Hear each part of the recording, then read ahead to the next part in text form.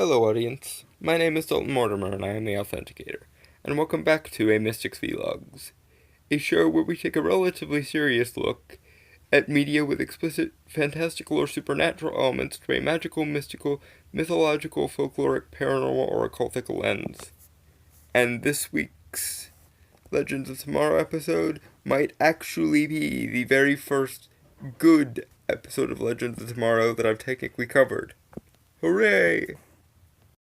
Now, inconceivable, I can hear you shouting in deference to the Princess Bride meme. But yeah, this one's actually good. I know, confusing and befuddling, but this one actually works. The first one was kind of bland, the next couple were varying degrees of meh to awful, but this one was actually good. So without further ado, let's get into it, where I can actually sing its praises. I'm not even mad that I was wrong about the Kraken. That's how awesome this is. Yay! A good Legends of Tomorrow for once. Everyone shout and cheer and whatnot. We open and once again I need to backtrack slightly because a thing that I assumed was just character fluff is actually going to come back and be relevant to the mystical side of things. Funny how in a good series that works, but in a middling to crap series like Legends of Tomorrow, it very rarely does. See, Nick, aka Heatwave, has been trying to be a writer in his free time for the majority of this season, apparently, as already discovered in a previous episode. And to his credit, he used a typewriter, and as someone who owns 4 typewriters myself, I gotta give you writer props for that one, Nick. But yeah, it'll come back later, and it'll be good for character development. And that's one area where I have to start giving this series a little bit of props, because in this episode, they actually managed to do proper character development, rather than middling snark plus middling snark plus middling snark, and then acting like they've done character development, like they usually do. And what's more, it actually relates back to things that were established previously, oh my god. Considering that when Nick was wielding the fire totem, that was framed as an unforeseen aspect of his character relating to how he's fire-oriented.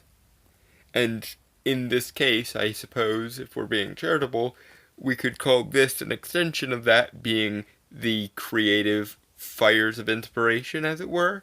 Wink, wink, nudge, nudge.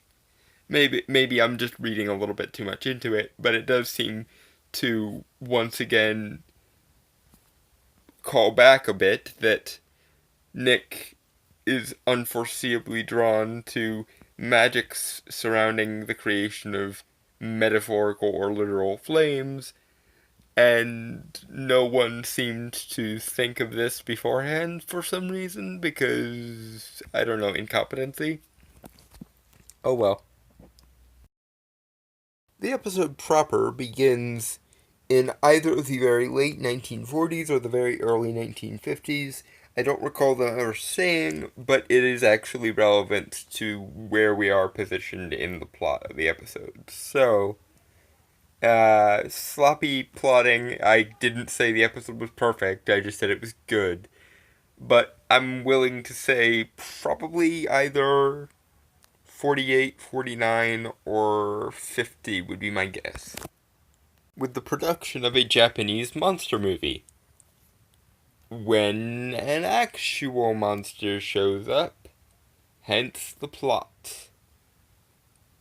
And I put the word actual in air quotes because, well, you'll see in a minute. Enter our heroes, the legends, where Johnny is recovering from his stupid short-sighted mistake, because stupid, and Ray, thereby, is being forced to hunt down Nora Dark, which is very, troubling for him because romantic feelings and whatnot, and I don't care. And incidentally, when they finally get around to dealing with today's fugitive, good god, I hate that word. it turns out that it's not actually a fugitive. The shapeshifter who's been inside the magical clink very much confirms that it's not anything that she recognizes. And for a very split second, I cringe convulsively because she suggests it might be a nuclear monster.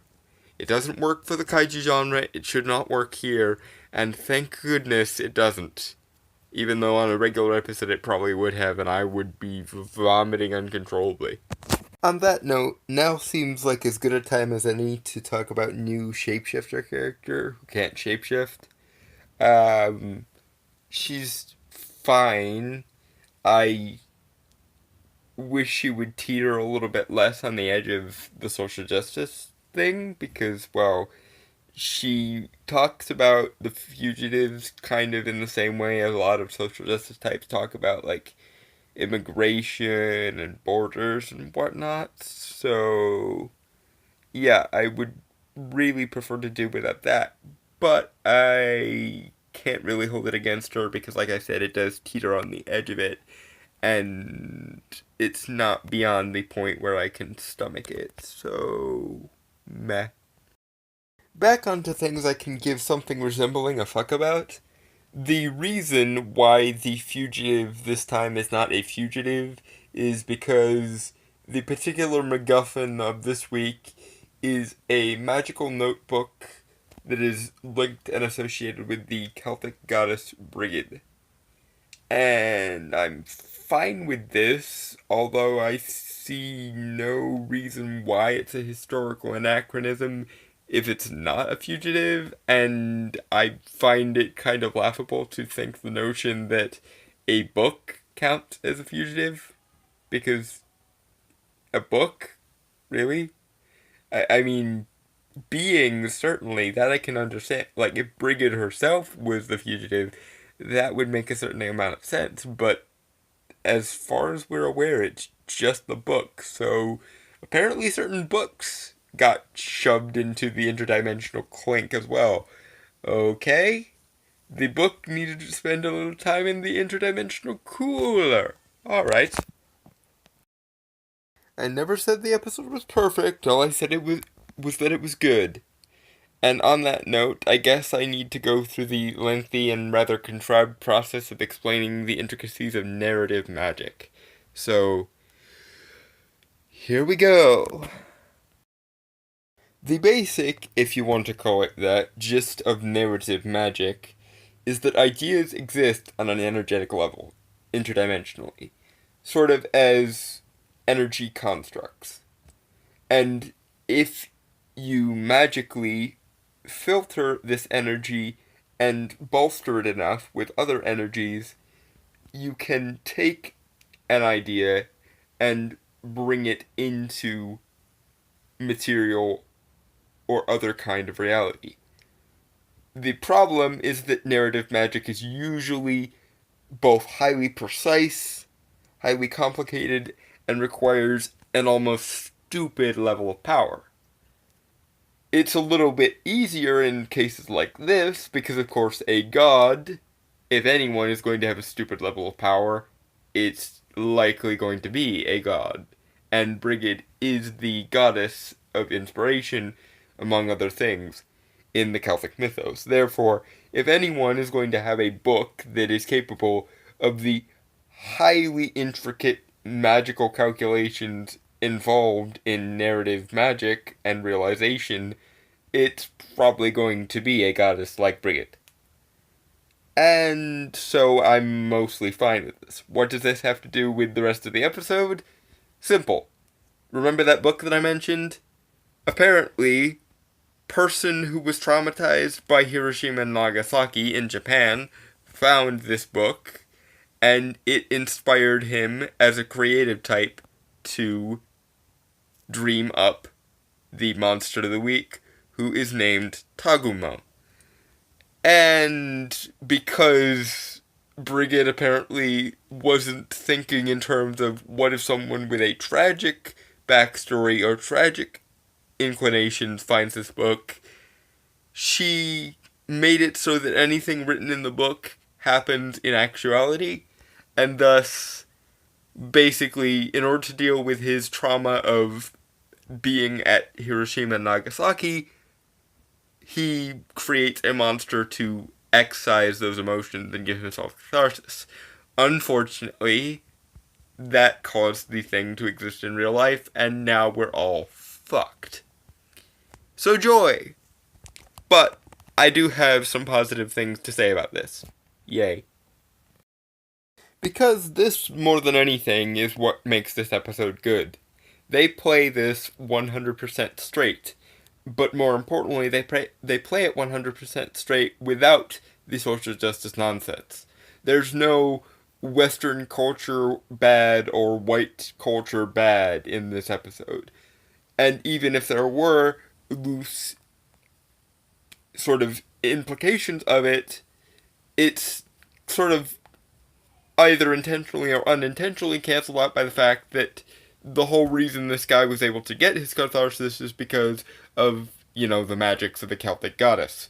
And even though it is, arguable that it might not be the most Western thing in the world, considering that most of Western culture has a lot more to thank Hellenistic cultures for, that being, Greco-Roman cultures and Egyptian cultures, it's very hard to get more Anglo-spear than Celtic magic. So, even if they wanted to frame this as a Western culture bad moment, they kind of couldn't, because their Deus Ex Machina for this episode happens to be founded in Celtic magic. So, if you intended to do that, well done, writers, you managed to put your ideology away for 5 seconds. If you didn't intend to do that, then lol to the nth. Lol.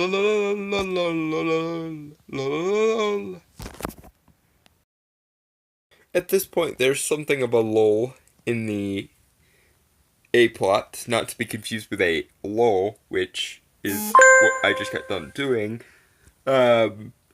So I figured now is about as much time to call a temporary armistice on the A-plot and cover the B-plot. And I have less kind things to say about the B-plot, but it's still okay-ish. So, all in all, still a pretty good episode.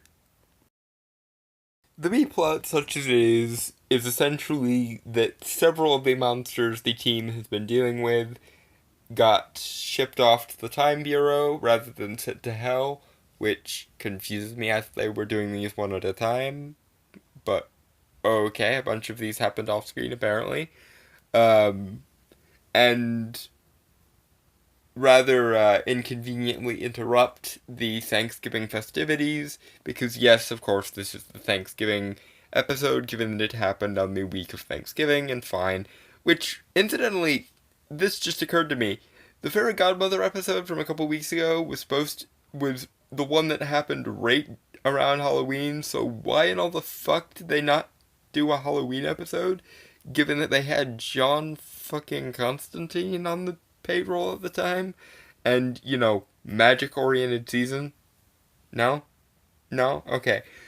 Anyway, speaking of missed opportunities and annoyances related to that previous episode, one of the fugitives, and I still hate that term for these creatures, that they put in the less than magical clink now, is Baba Yaga, the Grand Witch of Russian folklore. And question, why on every Earth was there no episode based around one of the greatest creatures in Slavic and Russian and Eastern European folklore, period? And come to think of it, why wasn't she the antagonist of the episode that had the Fairy Godmother in it? She is a witch, yes, so it would have fit better with the Salem setting, but it also happens that she kind of acts like a folkloric Fairy Godmother from time to time, when she's in a, benevolent mood, and also more, malevolent when she occasionally feels like she needs to be malevolent, which would have also taken care of the, wait a minute, why is it bad to have a Fairy Godmother thing without the stupid plot contrivance. But I feel like if I go on any further, I'm going to spend the rest of my life fixating on the myriad of ways you could have fixed that stupid Fairy Godmother in Salem, Massachusetts, 1692 episode. So enough with that. I just wanted to mention it here because of all of the missed opportunities, you had Baba Yaga appear, not as a main antagonist, but as a side character. And yet Estriga got full billing on a single episode. Your priorities are skewed, is all I'm saying. You had an episode with a unicorn and a fairy godmother, but here you have one of the greatest creatures in Russian folklore, and you give her side character throwaway gag status. You really don't know what you're doing, do you, Legend of Tomorrow? This was entirely a fluke. I'll content myself with thinking that the reason why they didn't use Baba Yaga in an actual episode is because they couldn't get the effects budget for her house on chicken legs. Because yes, she has one of those. Did I mention Eastern European folklore is weird? No, Eastern European folklore is weird. The upshot of the B plot is that we now have a new legend, because apparently One-Off Delivery Girl, introduced a couple episodes ago, is actually really good with folklore, and yay, lore mastery for the win. I like this character already. And now let's move on to the C plot. Which, it's extra funny that it's the C plot, considering that, well, Constantine. Ha. And that wasn't funny, even by my standards. I'll lynch myself later. Moving on.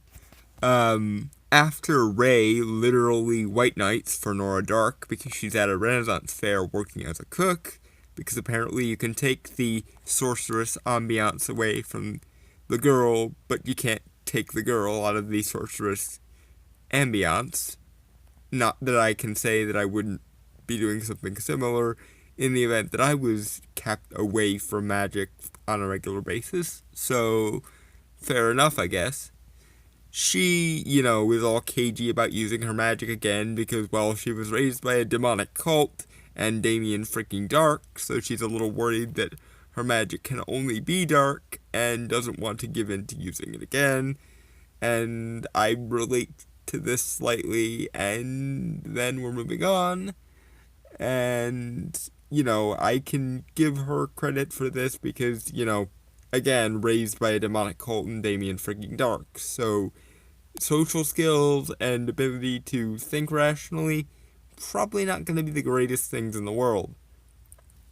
But she does eventually relent and consent to do the life energy transfusion thing, which by right she shouldn't have to do because Johnny should just be able to go sit in some nature for a little while, reabsorb the life energy he needs that way, or by eating large amounts of things. Yeah, we draw life energy from food. It's one of the things that we do as a species. But what the fuck ever. If you want to do it the complex ritual way, you can do it the complex ritual way. I do take slight issue with the fact that Ray thinks he can bolster her life energy by hooking her up to an electromagnetic thing, to which I call bullshit of the highest order, because life energy decays into electromagnetic energy. It does not go the other way around. You incomparable dumbass Ray.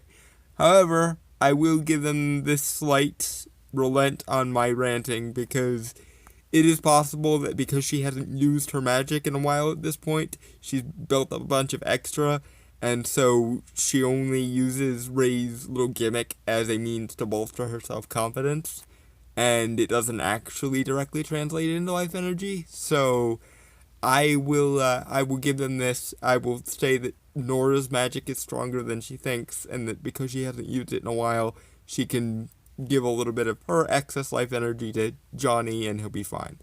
Fine. Good. Fine. Nora has a change of heart because Ray's goody two-shoes and rubs off on him, or her, and she gives herself over to the Time Bureau, and all is well with the C plot. And now I have no choice but to go back to the A plot and finish everything up. Goody. After the genuinely well-handled backstory portion of the program, the problem, of course, arises. that much as he would like to try and give his story a happy ending, what is written and can only be altered by his energies being fed into the book. And he wrote it as a tragic ending where Tagumo destroys all of Tokyo, a la a kaiju, but I should mention that because kaiju movies apparently don't exist yet because, spoilers. Now, he writes things, and because there's no energy behind them, they vanish into the book without so much as a manifestation. And I'm sure you all can see where this is going. Rory gets put on realize your dreams duty, and he gets tethered to the book.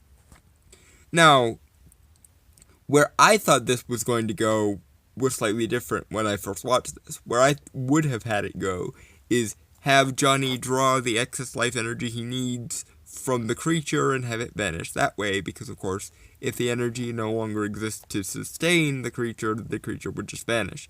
But this is genuinely good for Nick's character development, so I don't care. This is just as good as what I came up with, and I very rarely say that when it comes to how I fix these shows. Now, he does that, and all is well, because he conjures up one of his characters to beat Tagumo, not before the kind of perplexing bit where Sarah's shrink ray actually works on the damn thing, and given that he's a narrative projection, basically a calculated manifestation of narrative and creative impulse, how the fuck does that work? He should only be material insofar as the energy that sustains him exists. Therefore, electromagnetic energy should not fucking work on him, and therefore a shrink ray should not fucking work on him. Once again, I have to question whether these people know the limits between magic and science. I'm slightly verklempt at this. Comics usually get this right. I would prefer if comic adaptations also got it right. But then again, I've only been studying this for more than 12 years. What the fuck do I know? Not to mention my about even longer than that, in fact, of geekery that should also count for something. But let's not expect Rome to be repaired in a day after it's been burned to the ground so many times while Nero fiddles in the background. And the day is saved, and there's a brief scene where it's suggested that there's promise that Shapeshifter character will finally lighten the fuck up, and yay, the episode ends. And all in all, this is by far and away the best episode of this season so far. It's still not perfect by any stretch of the imagination, as I've alluded to several times, but it's the best episode we've gotten so far. And on that note, I'm going to go. I'll see you all at the next Mystic Juncture. I have been Dalton Mortimer, the Authenticator, and I hope you all have a happy Thanksgiving. Cheers, everyone. I will see you all next time.